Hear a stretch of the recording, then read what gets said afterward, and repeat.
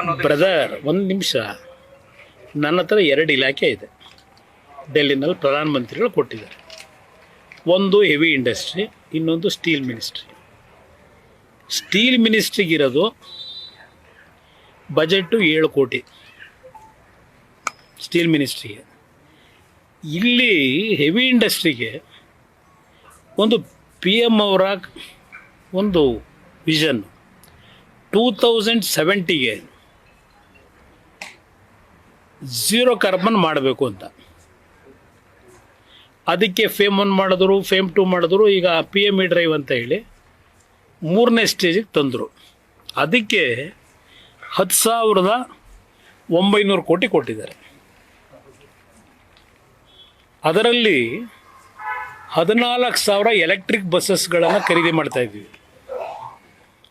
14,000 electric ಬಸ್ಸಸ್ನಲ್ಲಿ 4,500 Karnataka ಕೊಡ್ತಾ ಇದ್ದೀನಿ. 4,500 bus. Telangana ಕೊಡ್ತಿರೋದು 2,200. ಅಹಮದಾಬಾದಿಗೆ ಕೊಡ್ತಿರೋ 1,000. ಡೆಲ್ಲಿ ಕೊಡ್ತಿರೋದು 2,800. ಕರ್ನಾಟಕಕ್ಕೆ 4,000 ಬಸ್ ಕೊಡ್ತಾ ಇದ್ದೀನಿ, ಎಲೆಕ್ಟ್ರಿಕ್ ಬಸ್. ಇದೊಂದು ಭಾಗ ಇರಲಿ. ನಮ್ಮ ಇಲಾಖೆ ಇಂಡಸ್ಟ್ರಿಗಳನ್ನು ಫಾರಮ್ ಮಾಡೋದಕ್ಕಿಲ್ಲ, ಅದು ರಾಜ್ಯ ಸರ್ಕಾರದ ವ್ಯಾಪ್ತಿಗೆ ಬರೋದು. ನಮ್ಮ ಇಲಾಖೆ ಇರೋದು ಪಾಲಿಸಿಗಳನ್ನು ಮಾಡೋದು. ಹಲವಾರು ಇಂಟರ್ನ್ಯಾಷನಲ್ ಕಂಟ್ರಿಗಳಲ್ಲಿ ನಮ್ಮ ಆಟೋಮೊಬೈಲ್ ಇಂಡಸ್ಟ್ರಿ, ಆಟೋಮೊಬೈಲ್ನ ಕಾಂಪೊನೆಂಟ್ಗಳು ತಯಾರು ಮಾಡೋದು. ಅಂಥವ್ರಿಗೆ PLI ಸ್ಕೀಮ್ನಲ್ಲಿ ನಾವು ದುಡ್ಡು ಕೊಡ್ತೀವಿ. ಅದು ನಮ್ಮ ಇಲಾಖೆ ಜವಾಬ್ದಾರಿ.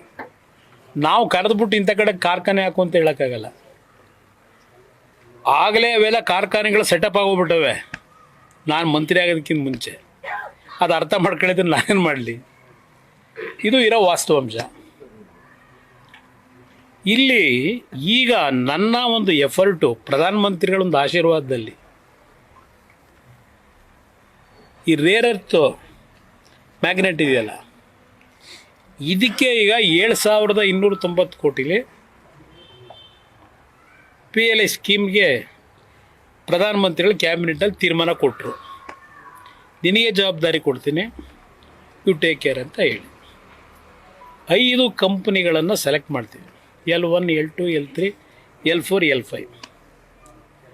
ಆ 5 ಕಂಪ್ನಿಗಳಲ್ಲಿ ಏನಾದರೂ ಕನ್ವಿನ್ಸ್ ಮಾಡಿ ರಾಜ್ಯಕ್ಕೊಂದು 2 ಕಾರ್ಖಾನೆ ತರಬೇಕು ಅಂತ ಇದ್ದೀನಿ. ಒಂದು ಭಾಗ VISL ಮುಚ್ಚೋಗಿದೆ. ನಾನು ಕೇಂದ್ರ ಸರ್ಕಾರದಿಂದ ಪ್ರಧಾನಮಂತ್ರಿಗಳಿಗೆ, ಸರ್ ದುಡ್ಡು ಕೊಡಬೇಡಿ, ನನಗೆ ಅದನ್ನು ಓಪನ್ ಮಾಡೋಕ್ಕೆ ಪರ್ಮಿಷನ್ ಕೊಡಿ ಅಂತ ಕೇಳಿದ್ದೀನಿ. ಸುಮಾರು 5,000 ಕೋಟಿನ ಅದಕ್ಕೆ ಯಾವ ರೀತಿ ಹೊಂದಿಸ್ಬೇಕು ಅನ್ನೋದು ಸ್ಟೀಲ್ ಮಿನಿಸ್ಟ್ರಿಲಿ ವರ್ಕೌಟ್ ಮಾಡಿದ್ದೀವಿ.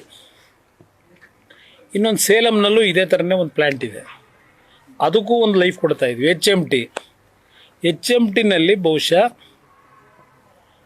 ಹಲವಾರು ರೀತಿಯ ಕೆಲವು ಯೋಜನೆಗಳಿಗೆ ಈಗಾಗಲೇ ಒಂದು ಕಮಿಟಿ ಮಾಡಿ, ಸಾರಸ್ವತ್ ಅಂತ ಹೇಳಿ ನೀತಿ ಆಯೋಗದ ಮೆಂಬರು, ಅವರ ಅಧ್ಯಕ್ಷತೆಯಲ್ಲೇ ಒಂದು ಕಮಿಟಿ ಮಾಡಿ ಅವರೊಂದು ರೆಕಮೆಂಡೇಷನ್ ಮಾಡೋರಿಗೆ HMTನಲ್ಲಿ ಏನು ಮಾಡ್ಬೋದು ಅಂತ.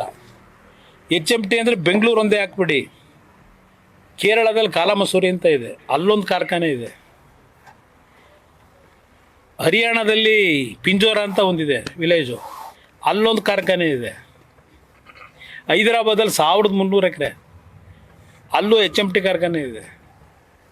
ಇವೆಲ್ಲದಕ್ಕೂ ಏನು ಮಾಡಬೇಕು ಅಂತ ಒಂದು ರೋಡ್ ಮ್ಯಾಪ್ ತಯಾರಾಗ್ತಿದೆ. ರಾತ್ರಿ ಮಾಡೋಕ್ಕಾಯ್ತದ? ಯಾರಾಗ್ತಾರೆ MLA ಅಭ್ಯರ್ಥಿ 2028? ಶೀಘ್ರದಲ್ಲೇ ಪ್ರತಿದಿನ ಒಂದೊಂದು ಕ್ಷೇತ್ರದ ಟಿಕೆಟ್ ಆಕಾಂಕ್ಷಿಗಳ ಸಂಪೂರ್ಣ ಮಾಹಿತಿ ಪೊಲಿಟಿಕಲ್ ಜರ್ನಲಿಸ್ಟ್ KM ಶಿವಕುಮಾರ್ ಅವರಿಂದ. ಕರ್ನಾಟಕದ ನಂಬರ್ 1 ಡಿಜಿಟಲ್ ಮೀಡಿಯಾ ನಿಮ್ಮ ನೆಚ್ಚಿನ ಕರ್ನಾಟಕ ಟಿವಿಯಲ್ಲಿ ಮಾತ್ರ.